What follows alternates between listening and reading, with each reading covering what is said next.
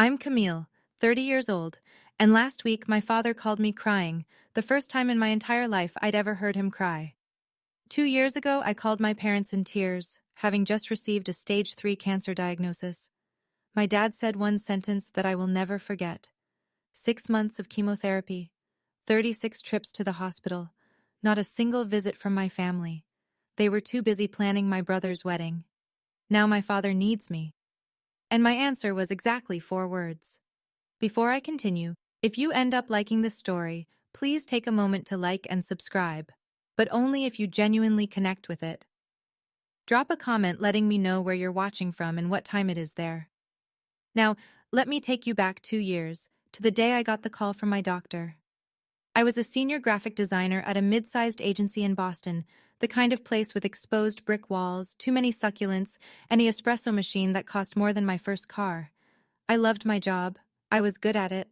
I'd clawed my way up from intern to senior designer in 5 years, no help from anyone.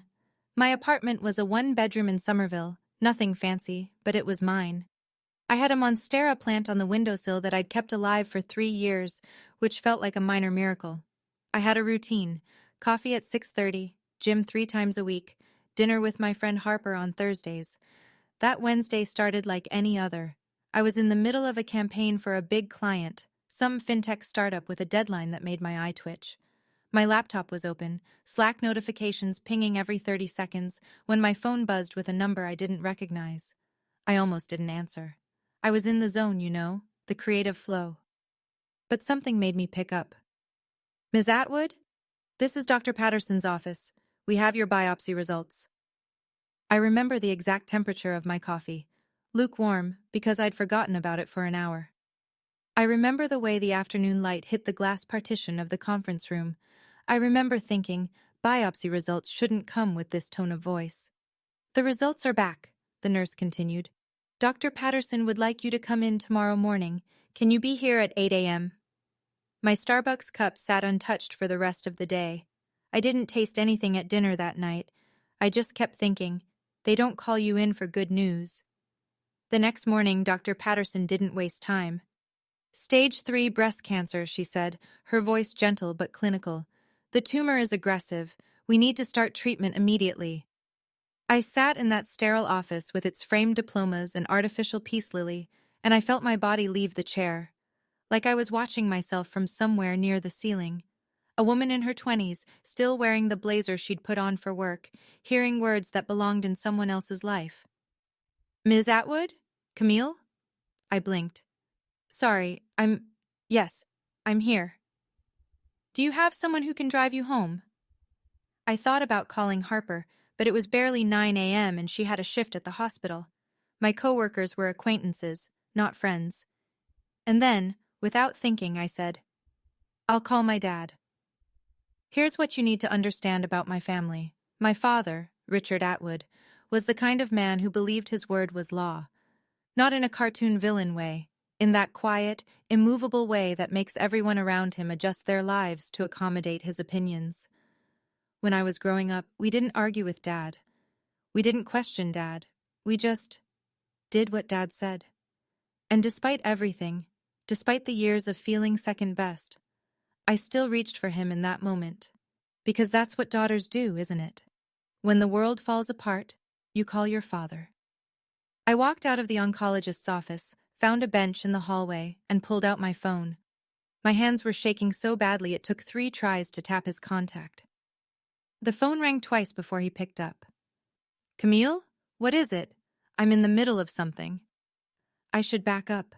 Let me explain the Atwood family hierarchy. My brother Derek is 2 years younger than me, but you'd never know it by the way our parents treated us. Derek was the son. I was background radiation. Derek got a full ride to Boston College, not because he earned a scholarship, but because Dad wrote the check without blinking. I got told that girls don't need expensive degrees, and took out $87,000 in student loans for a state school. When Derek got his first job, Dad threw a party. When I got promoted to senior designer, Mom texted me a thumbs-up emoji. Derek had just gotten engaged to Megan, a perfectly pleasant woman with perfectly highlighted hair and a perfectly boring job in HR. The wedding was set for October, 4 months away, and it had consumed my family like a black hole consuming light. Every conversation was about the wedding. Every family dinner was wedding planning.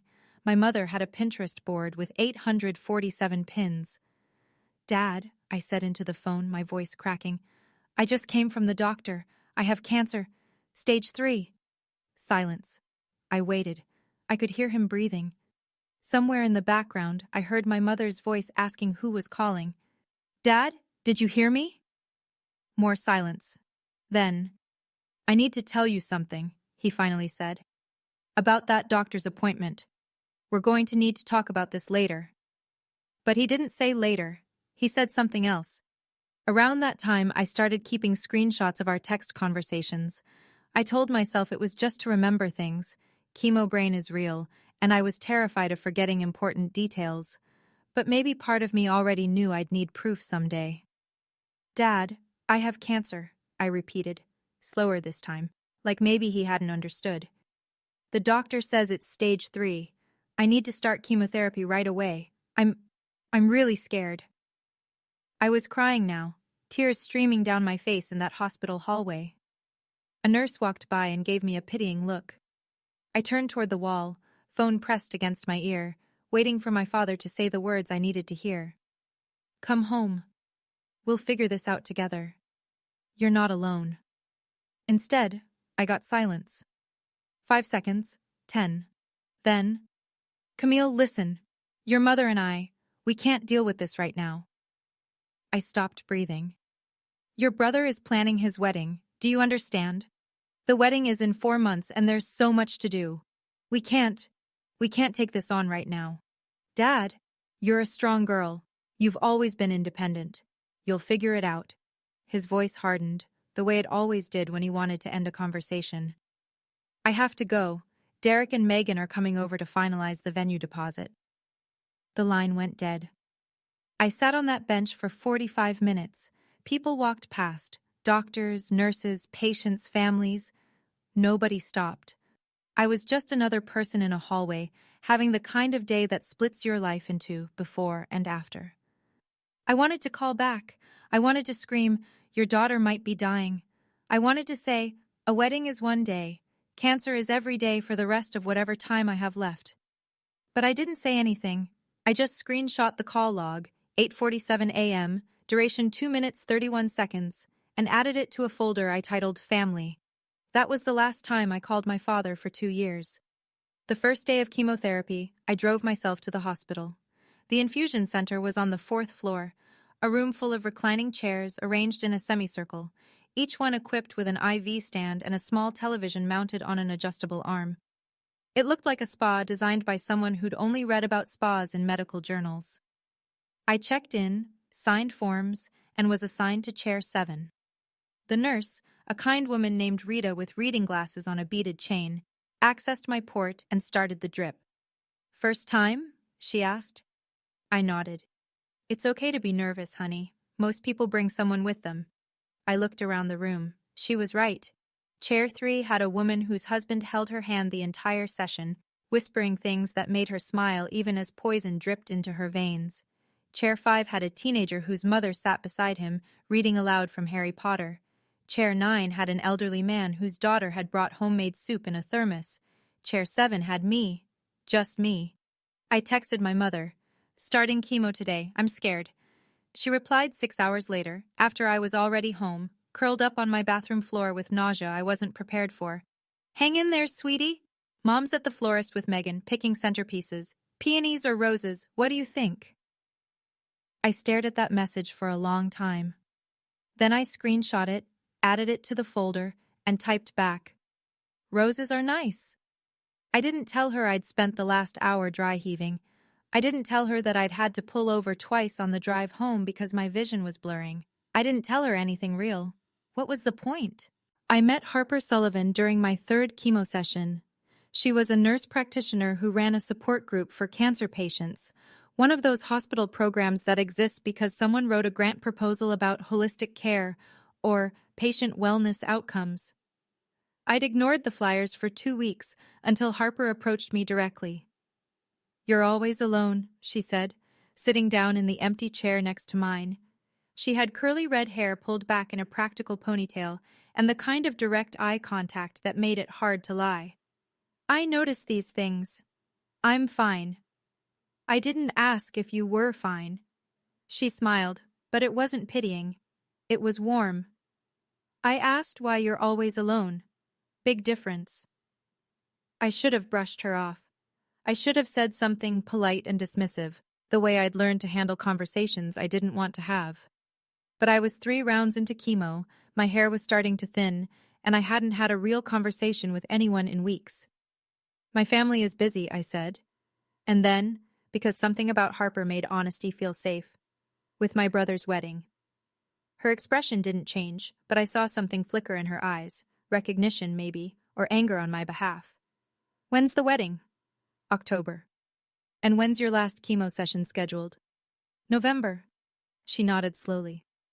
You know, we keep visitor logs at this hospital. Every patient, every visit, who came to see them and when. It's mostly for security, but some people request copies later, for their records, for their memories. I didn't understand why she was telling me this, not then, but I filed it away, and 3 days later, I requested my first copy. Derek's wedding was scheduled for October 15th. I was between chemo cycles, the brief window where I felt almost human, where the nausea had faded but the exhaustion hadn't fully set in. I wasn't planning to go. I hadn't been asked to be in the wedding party, not even as a reader or a candlelighter. But I thought maybe I'd show up, sit in the back, see my family. Then my father called, one of his rare calls. Camille, about the wedding, he started. Your mother and I have been talking. Hope flickered in my chest. Stupid, stubborn hope. We think it's best if you don't attend. The hope died. You understand, he continued, as if he were explaining something obvious to a child. You look unwell. You've lost weight. Your hair. He cleared his throat. It's Derek's special day. We don't want anything to overshadow it. Anything meaning me. Overshadow meaning remind everyone that his daughter was fighting for her life while they celebrated centerpieces and seating charts. I understand, I said, and I did. I understood exactly what kind of family I had. The wedding happened without me. I saw the photos on Facebook. My mother's post got 247 likes, while I lay in bed recovering from round 4. My father in his Brooks Brothers suit beaming. My mother in champagne silk, dabbing her eyes. Derek and Megan, golden and glowing, surrounded by 150 guests who had no idea the groom's sister existed. The caption read, "The happiest day of our family's life." I screenshot it, added it to the folder. Then I closed Facebook and didn't open it again for 6 months. Some things you don't need to see twice. 3 weeks after the wedding, the medical bills started arriving. My insurance covered a lot, thank God for my company's PPO plan, but a lot isn't the same as everything. After deductibles, co-pays, and the medications my plan considered non-formulary, I was looking at $47,000. $47,000 I didn't have. I sold my car. I canceled every subscription. I stopped buying groceries that weren't on sale, and when that still wasn't enough, I did something I'd sworn I'd never do again. I asked my father for help. Dad, I'm in trouble. The medical bills are more than I can handle. Could I borrow some money? I'll pay it back. I stared at that text for 20 minutes before sending it. My finger hovered over the button like it was a detonator. But I was desperate, and desperation makes you forget your pride. His response came 2 hours later. Your mother and I just finished paying for Derek's wedding. We don't have extra right now. Have you looked into a personal loan? Your credit should be good enough. I read it 3 times waiting for a follow-up. A sorry, or an I wish we could help, or even a we love you. Nothing came. $47,000. That was the price of my survival. And my family, who had just spent $80,000 on a wedding for my brother, as Derek had proudly mentioned to relatives, couldn't spare a dime. I screenshot the conversation. I added it to the folder. Then I applied for a personal loan with a 14% interest rate, because what other choice did I have? I'd be paying it off for years, but I'd be alive to do it. At least, I hoped I would be. The worst night came after round 4. My oncologist had warned me, The cumulative effects of chemo build up, each round harder than the last. But nothing prepares you for lying on your bathroom floor at 2 a.m., shaking so hard your teeth chatter, while your body tries to reject every cell it contains. I lost my hair that night.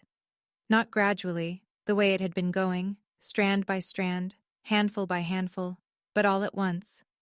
I woke up to a pillow covered in blonde, the hair I'd had since birth, the hair my mother used to braid when I was small. I crawled to the toilet and vomited until there was nothing left. Then I kept vomiting anyway. At 2:47 a.m., I called my mother.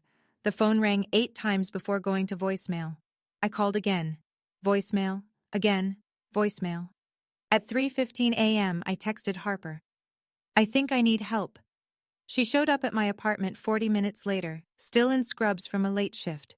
She didn't say anything, just sat with me on the bathroom floor, held back what was left of my hair, and stayed until the sun came up. My mother called back at 10:23 a.m. Sweetie, you called last night?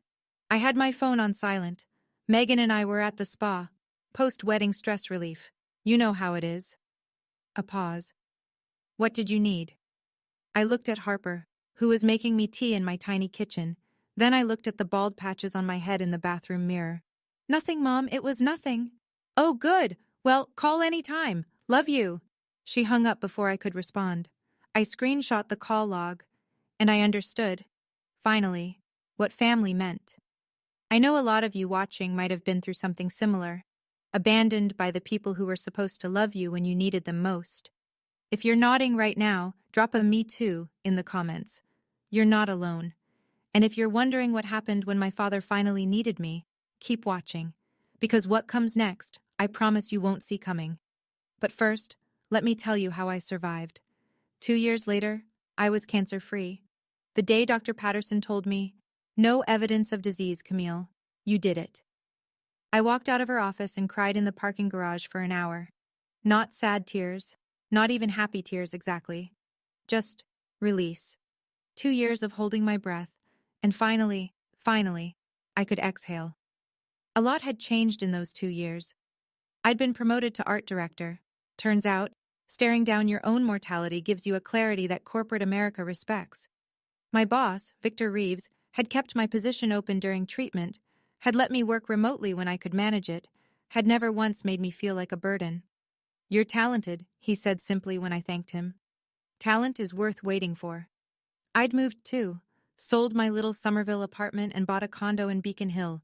Nothing huge, but it had a window that overlooked the Charles River and enough space for my monstera, which had somehow survived everything I had. I bought myself a navy cashmere scarf to celebrate my 1-year remission. It was the most expensive thing I'd ever owned that wasn't a medical bill. Harper and I were still close, closer than ever. We had dinner every Thursday just like before, but now she felt less like a friend and more like a sister. The sister I'd always wanted. My family?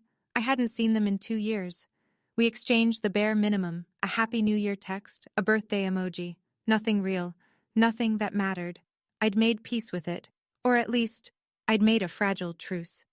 I had a life now, a good life, a life I'd built myself, from the ground up. And then my father called. It was a Thursday evening.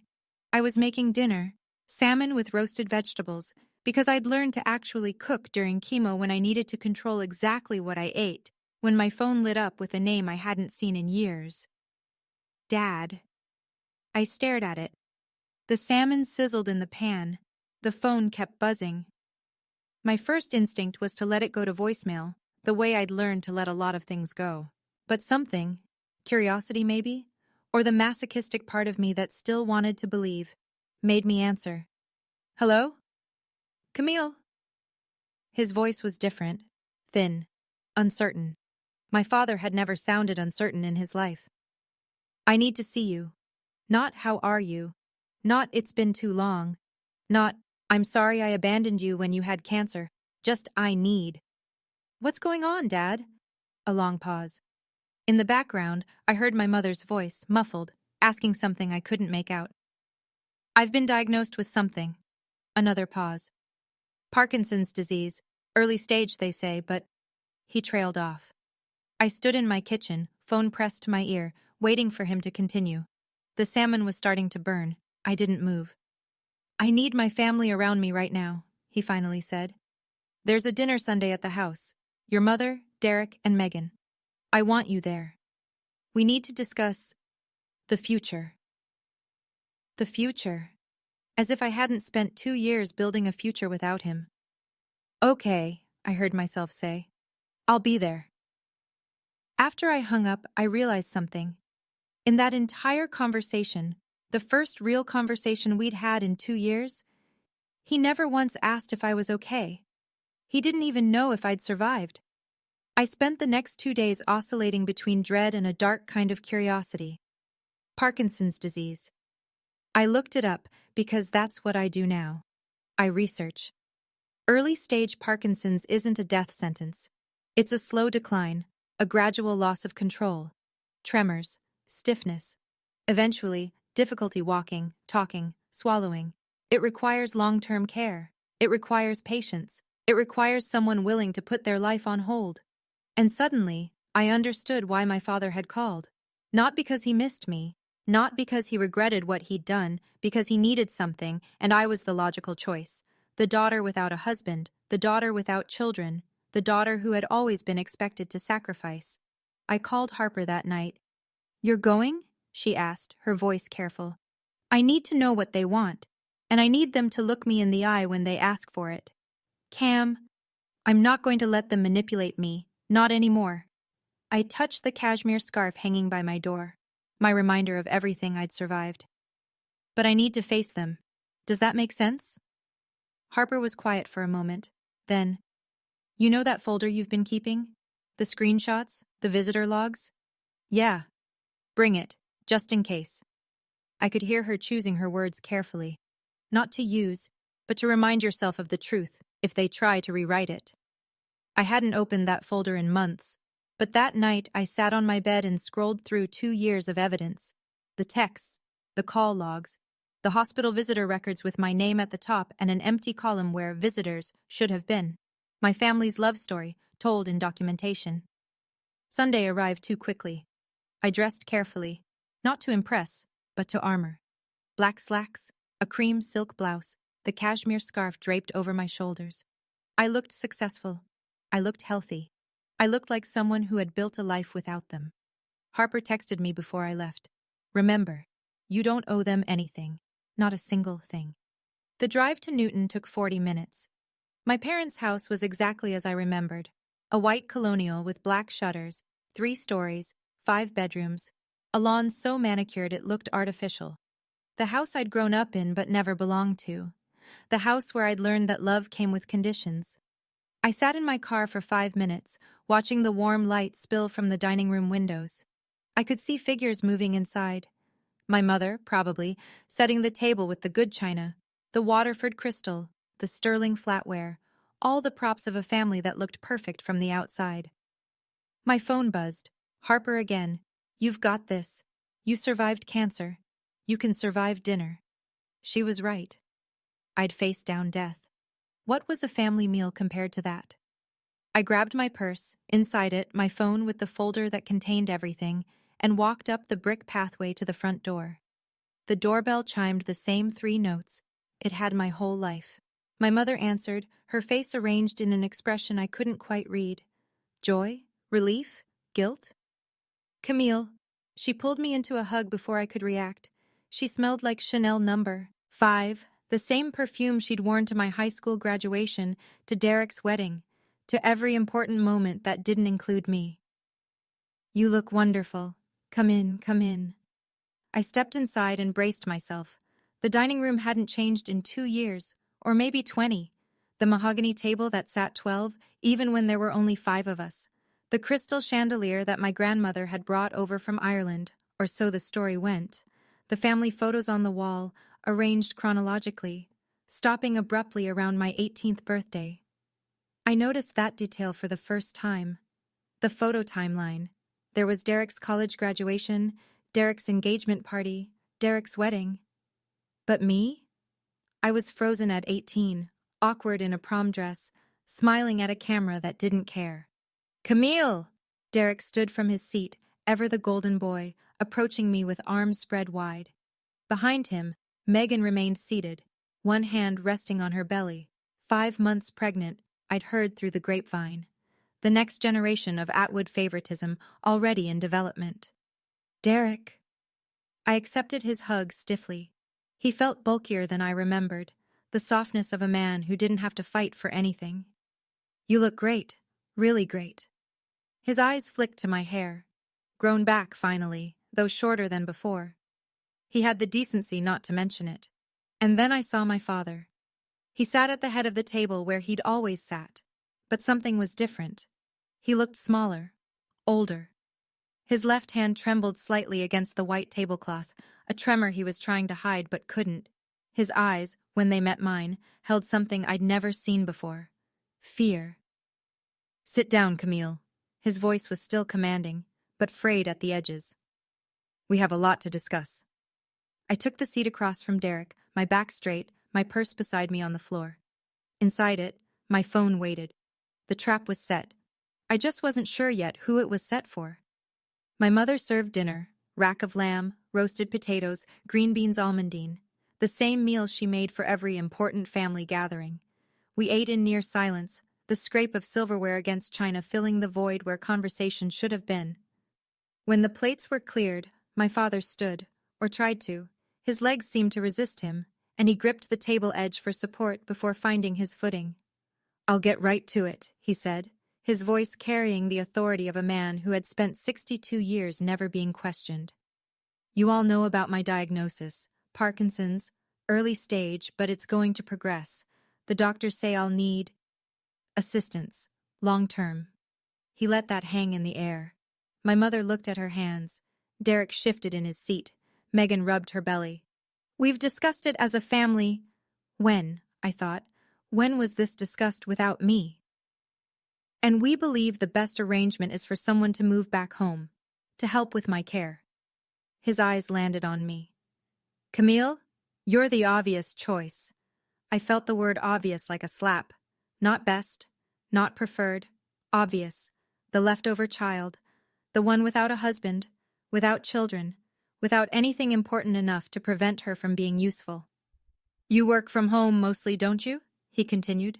You don't have a family of your own? I've already had your old room prepared. It's time you came back and contributed to this family. Contributed. As if I'd been lounging around doing nothing while they ignored my cancer. As if the only thing I had to offer was servitude. Derek nodded, not meeting my eyes. It makes sense, Cam. I've got the baby coming, the job. You understand? I looked at my father, his trembling hand, his expectant face, and I smiled. You have a responsibility to this family, Camille. My mother's voice, soft but insistent. The voice she used when she wanted something but was too proper to demand it outright. Your father needs you. I've been working 60-hour weeks, Derek added, leaning back in his chair with the confidence of someone who's never had to justify his existence. And with the baby coming, Megan's going to need my support. I can't be in 2 places at once. I noticed he said Megan's going to need support. Not that he wanted to be there, just that Megan would need him. A convenient excuse. Megan herself stayed silent, her hand still on her belly, but her eyes were on me. There was something there, not sympathy exactly, but recognition, like she was watching a play she'd seen before and knew how it ended. Think about what you're asking, I said quietly. We're not asking. My father's voice hardened. We're telling you what needs to happen. You're the daughter. This is what daughters do. This is what daughters do. The words hung in the air like smoke. I felt my pulse quicken, felt the old familiar pressure to comply, to accommodate, to make myself small so everyone else could be comfortable. But that Camille was dead. She had died on a bathroom floor 2 years ago, alone, with a phone full of ignored messages and a family that couldn't be bothered to show up. Before I answer, I said, my voice steady, despite the pounding in my chest, I want to ask you something, Dad. He looked surprised. People didn't ask Richard Atwood questions, they just answered his. When was the last time you asked how I was doing? Silence. When was the last time, I continued, you asked if I was even still alive? The silence stretched. My mother's smile had frozen. Derek was suddenly very interested in his water glass. Even Megan leaned back slightly, as if distancing herself from whatever was about to happen. "What are you talking about?" my father asked, but his voice had lost some of its edge. "I'm asking a simple question. You say I have a responsibility to this family. But when I was sick, really sick, fighting for my life sick, where was this family?" "Camille, that's not," my mother started. "No, I want an answer." I kept my voice calm. I'd spent 2 years learning how to stay calm when everything inside me was screaming. "Dad, do you even know if I'm still in remission? Do you know what my last scan showed? Do you know anything about my health at all?" Another silence. This one sharper. "You're sitting here," I continued, "looking perfectly healthy to me. Am I wrong?" My father's face shifted. Confusion first, then the beginning of something darker. "What do you mean, perfectly healthy? You said you had cancer, Dad. I had stage 3 cancer." I let the word land. "I went through 6 months of chemotherapy. I lost my hair. I lost 15 pounds. I spent $47,000 out of pocket because you told me you couldn't help." My father's mouth opened and closed. For the first time in my life, I saw him speechless. "And here's the part I need you to understand." I reached for my purse, slowly, deliberately. My hands weren't shaking anymore. "I'm cancer-free now. 2 years in remission. But you didn't know that, did you? You never asked." I pulled out my phone. "You never asked because you didn't care." My father's face had gone pale. My mother was crying now. Silent tears, the kind she always cried when she wanted to look fragile without making a scene. "That's not fair," she whispered. "We were dealing with the wedding and—" "The wedding?" I nodded slowly. Derek's wedding, which was important enough to plan, important enough to pay $80,000 for. Yes, I heard you bragging to Aunt Linda, but my cancer treatment wasn't important enough to visit. Not once, not one single time. Derek shifted uncomfortably. "Cam, we didn't know it was that serious. I called Dad the day I got my diagnosis. I was crying. I told him I had stage 3 cancer." I looked directly at my father. "And you said, and I quote, 'We can't deal with this right now. Your brother is planning his wedding.'" "I didn't," my father started. "Yes, you did." I unlocked my phone, opened the folder, and placed it face up on the mahogany table. "Would you like to see the text messages where you told me you couldn't loan me money for treatment because you just paid for the wedding? Or the call log showing Mom didn't answer when I called her at 2 a.m. because I was too sick to stand?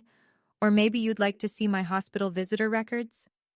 I scrolled to the document. Lines and lines of dates, times, and one column that repeated the same word over and over. None, none, none. 36 hospital visits, I said. 36 chemotherapy sessions, 0 visitors. The room was absolutely silent. Megan's hand had dropped from her belly. She was staring at the phone, then at Derek, then at my parents. Something had shifted in her expression.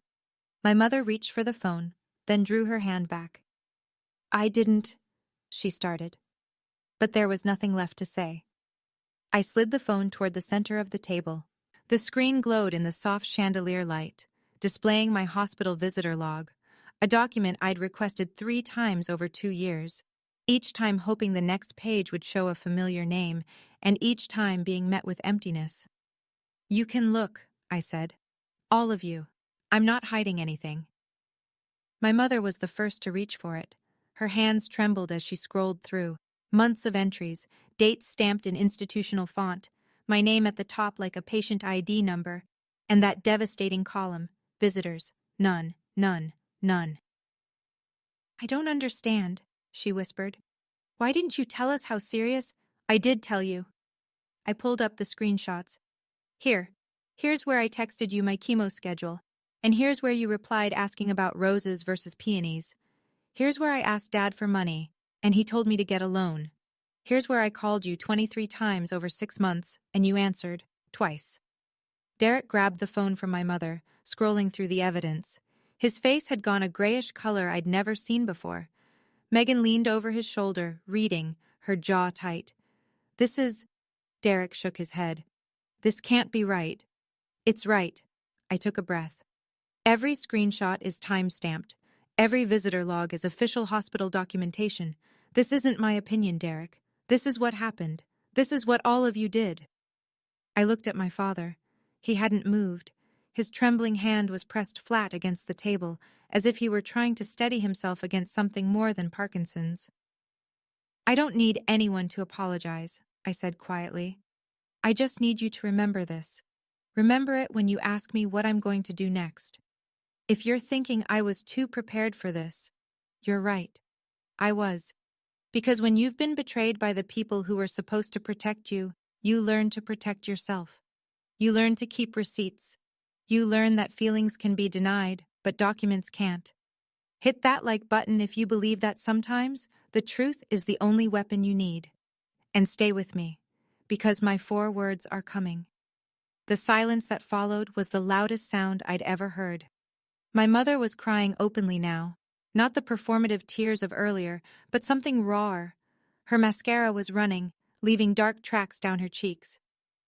I didn't know, she kept saying. Camille, I didn't know. You knew, Mom. You just chose not to see.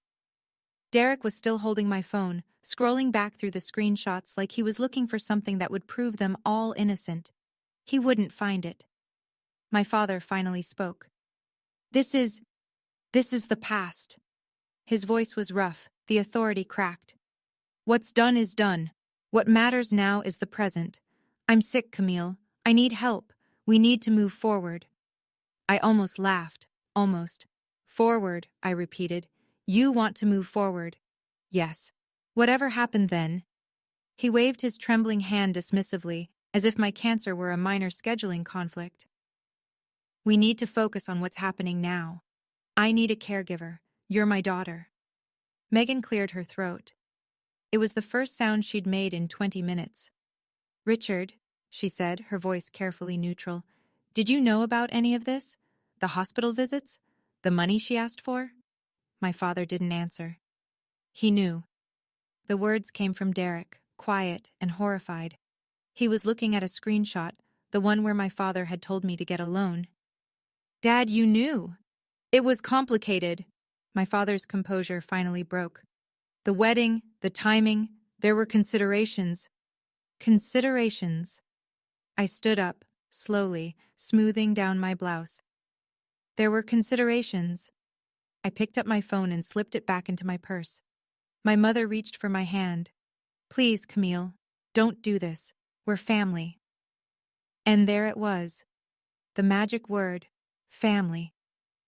Family, I said, letting the word hang between us. Let me tell you what family means, Mom. I didn't raise my voice. I didn't need to. Family means showing up. Family means answering the phone at 2 a.m. when someone you love is sick and scared. Family means offering to help with medical bills instead of throwing $80,000 at a party. Family means, at minimum, visiting your daughter in the hospital. Once. Just once. My mother's face crumpled. Derek had the decency to look at the floor. I spent 6 months fighting for my life, I continued. 6 months of poison dripping into my veins. 6 months of vomiting and hair loss and terror. And where was my family? I looked at each of them in turn. Planning seating charts, tasting wedding cakes, picking out flowers. Camille, my father tried. No. The word came out sharp enough to cut. You don't get to Camille me anymore. I am not your backup plan. I am not the consolation prize. I am not the daughter you call when you need something and ignore when you don't. I grabbed my purse, my scarf, my dignity. You have a son, I said to my father. A son you paid $80,000 for his wedding. A son you've never asked to sacrifice anything. Why don't you ask him to be your caregiver? Derek's head snapped up. I can't. I have responsibilities. So did I. I met his eyes. I had a job. I had a life. I had cancer. And I handled all of it alone because you were all too busy. I started toward the door, my heels clicking against the hardwood floors. Behind me, I heard my father's voice, broken in a way I'd never heard it before. Camille, please, I'm begging you. I stopped, turned. My father was crying. I'd never seen him cry before. Not when his mother died. Not when Derek broke his collarbone falling off a bike. Not once in 30 years. But now, tears were streaming down his face. his trembling hand wiping at them ineffectually. "I'm sorry," he choked out. "I know I handled it wrong. But I'm scared, Camille. I'm scared of what's coming. I need you. Please, you're my daughter." For a moment, one brief, treacherous moment, I felt the old pull, the desperate need to be loved, to be wanted, to be enough. The little girl inside me who had spent her whole life trying to earn her father's approval. But that little girl had grown up. She had survived cancer alone. She had rebuilt her life from nothing. She didn't need Richard Atwood's approval anymore. "Dad," I said, my voice steady and clear, "I hear you, and I understand that you're scared. But there's something I need you to hear." I took one step closer, close enough that he could see my face clearly, close enough that there would be no misunderstanding. 2 years ago, I called you crying. I told you I had cancer. I told you I was terrified. And you know what you said to me? He didn't answer. He didn't need to. You said, "We can't deal with this right now." I let the words settle over the room like snow. "So here's my answer, Dad." I smiled. Not bitter, not angry, just peaceful. "I can't deal with this right now." 4 words, the exact same words he'd said to me. My mother gasped. Derek's jaw dropped. My father stared at me, tears still falling, as the full weight of what I'd said hit him. I turned and walked out the door. I didn't run. I walked. Past the family photos that didn't include me. Past the crystal chandelier and the mahogany furniture and all the expensive props of a family that looked perfect from the outside. Past my mother, who reached for me and then dropped her hand when I didn't slow down. "Camille!" Derek called from behind me. "Camille! Wait!" I didn't wait. I opened the front door, stepped onto the brick pathway, and kept walking. The cool evening air hit my face like relief. My car was where I'd left it, still parked in the driveway, waiting. Behind me, I heard the door open again, footsteps on the pathway. My mother's voice, high and desperate. "Please don't do this. We're your family. We love you." I stopped at my car door and turned. "Mom," I said gently, "family doesn't leave you alone to die. And love isn't something you only offer when you need something in return." Her face crumpled. For a moment I felt something. Not guilt exactly, but a kind of grief. For the mother she could have been. For the relationship we might have had if things were different. "Goodbye, Mom." I got in my car, started the engine, adjusted my mirrors. In the rear view I could see them. My mother standing on the pathway crying. My father in the doorway supported by Derek. Megan behind them all, her hand on her belly, watching me go with an expression I couldn't read. I pulled out of the driveway, onto the tree-lined street, and I didn't look back. Not once. The cashmere scarf was soft against my neck. The road ahead was clear. And for the first time in 30 years, I felt like I could breathe. I was finally free. 1 week later, my mother called. I answered, not because I owed her anything, but because I was curious. And maybe, just maybe, because some habits die harder than others. "Camille," her voice was tired, older than I remembered. "I wanted you to know what's happening here." "Okay." "Derek has had to take a leave of absence from work." She paused. "Your father. His condition is progressing faster than they thought. He needs daily assistance now. Meals, medication reminders, help getting dressed." I listened without commenting. "Derek is doing it. He didn't have a choice. With Megan pregnant, they couldn't afford a full-time caregiver, and your father refused to consider a nursing home." Another pause. "Derek missed an important project. His supervisor wasn't happy. There's talk that he might be passed over for the promotion he was expecting." I thought about Derek, golden boy Derek, who had never been asked to sacrifice anything. Derek, who had an $80,000 wedding paid for while I took out loans for chemo. Derek, who had sat at that table and nodded along when our father demanded I give up my life. "I'm sorry to hear that," I said. And I meant it. Not for Derek, but for the situation. For the inevitable collision between expectation and reality. "Megan is stressed," my mother continued. She didn't sign up for this. They're fighting constantly. She says, she stopped herself. She says what? A long sigh. She says she's starting to understand why you left. I let that sit for a moment. Megan, the quiet observer who had watched everything from the sidelines, was starting to see. Thanks for telling me, Mom. Will you come back? To help? No, I said, but I hope Derek figures it out. I hung up. 3 weeks after the dinner, I received a text from my mother. Just one message, but it was different from anything she'd sent before. Camille, I've been thinking a lot. I owe you an apology. A real one, not an excuse. I should have protected you when you were sick. I should have stood up to your father. I should have been there. I wasn't, and I have to live with that. I'm not asking you to forgive me. I'm not asking for anything. I just needed you to know that I see it now. I see what we did. And I'm sorry. I read it 3 times. This was new. My mother had never taken individual responsibility for anything in her life. She existed in the passive voice. Things happened, situations developed, mistakes were made. But here she was, saying, I should have. I wasn't. I'm sorry. I didn't respond right away. I sat with it for 2 days, turning it over in my mind like a stone in my hand. On the 3rd day, I wrote back, I appreciate you saying that. I'm not ready to talk yet, but I hear you. Her response came almost immediately. That's okay. Whenever you're ready, or never. Whatever you need. Whatever you need. 4 words. Completely different from the 4 words I'd been given 2 years ago. I showed the messages to Harper over dinner that Thursday. She read them carefully, then looked up at me. How do you feel? I don't know, I admitted. Maybe a little hopeful, but cautious, very cautious. That's healthy. She reached across the table and squeezed my hand. You don't owe her forgiveness, Cam, but you're allowed to accept an apology too. I know. I smiled. I'm learning. The letter arrived 2 weeks later. It was handwritten, shaky, uneven, the penmanship of a man whose hands no longer obeyed him. The envelope had my name spelled out in careful, trembling letters. Camille Atwood. I almost didn't open it. I carried it around in my purse for 3 days, taking it out occasionally and putting it back, until Harper finally said, Just read it. The anticipation is worse than whatever's inside. She was right.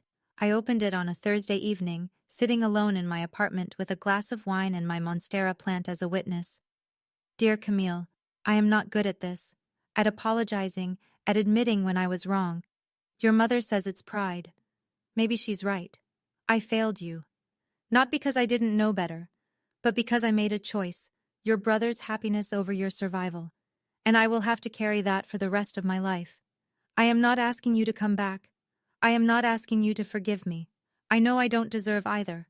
I only wanted you to know that I see it now. I see what I did. I see the daughter I pushed away, and I see the woman she became without me. You are stronger than I ever was. I lost you, not because of Parkinson's, but because I wasn't the father you needed. I'm sorry. Those words are not enough, but they are all I have. Your father, if you still allow me that title, Richard. The handwriting wobbled across the page, each letter a small battle against the tremors that would eventually take everything from him. I folded the letter carefully and placed it in my drawer. I didn't write back, but I didn't throw it away either. Harper came over the next day. I showed her the letter, the first person I'd shown it to, the first person I trusted enough to see me process something this complicated. She read it slowly, her expression thoughtful. When she finished, she set it down on the coffee table between us. How do you feel? I don't know. I curled my feet underneath me on the couch. Sad, I think. For him. For what he's losing. For what we could have had. But not guilty? I thought about it. Really thought about it. No. Not guilty. I picked up my wineglass, turned it in my hands. I used to feel guilty for everything. For not being good enough. For not trying hard enough. For not being the daughter he wanted. But I've learned something in the last 2 years. What's that? That some people will never love you the way you need, no matter what you do. And that's not your failure, it's theirs. You can't pour yourself empty trying to fill a cup with a hole in the bottom. Harper smiled, her eyes bright. That's pretty wise.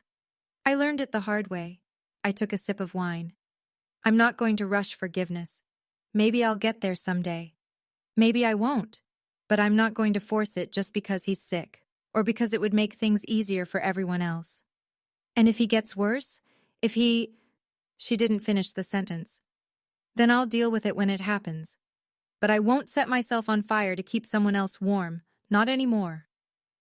I looked at the letter, still sitting on the table.